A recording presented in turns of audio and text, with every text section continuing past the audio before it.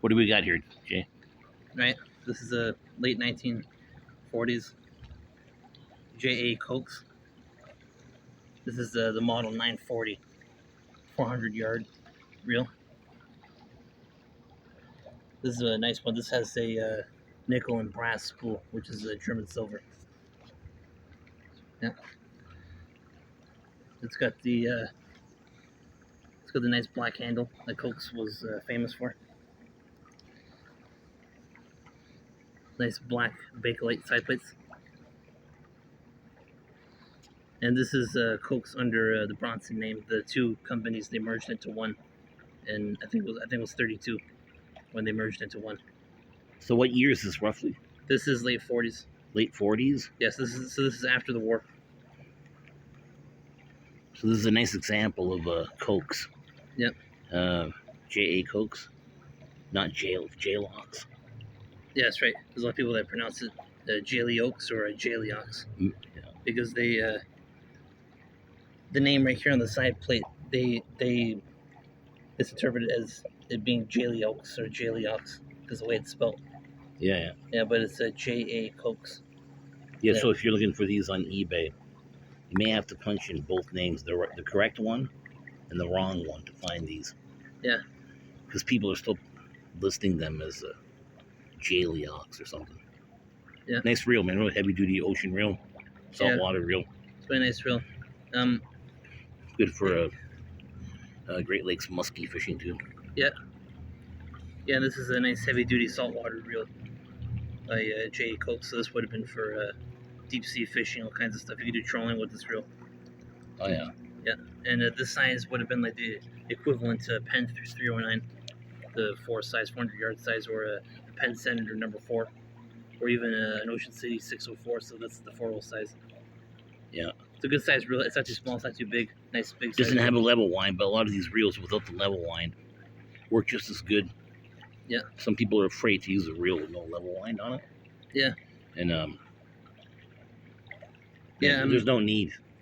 To worry about it because it takes the line and almost perfectly level by itself. Yeah, and if you have to wind it back by hand, you have to get used to it. And once you get used to it, it's not that bad of a problem at all.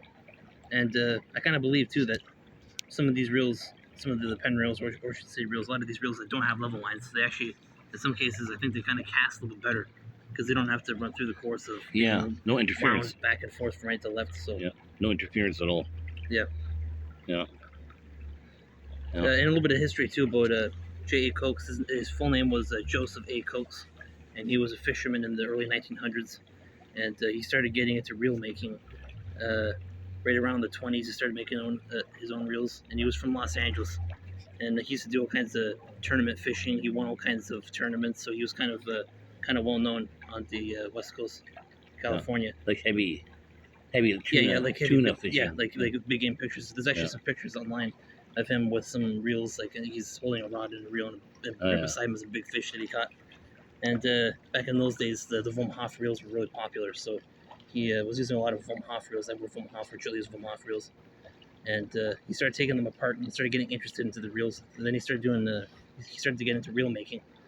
And there's some interviews and stuff he talked about where he dissected all kinds of reels. And anyway, so he started getting into reel making in the 20s.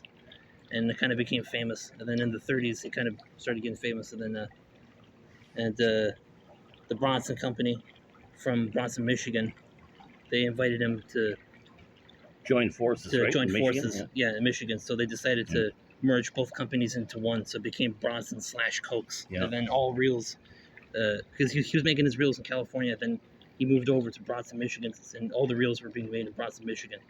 So all the Coxe reels and all the Bronson reels were all being made at the same plant in Bronson, Michigan, and that's what this is. Nice. And that spool is reminiscent of the old Von Hoff spools, the German silver. Yeah, that's right. Because in the late 1800s, early 1900s, German silver was kind of the main thing that all the reels were made out of, all the Von Hoff reels. So it was kind of popular back in those days.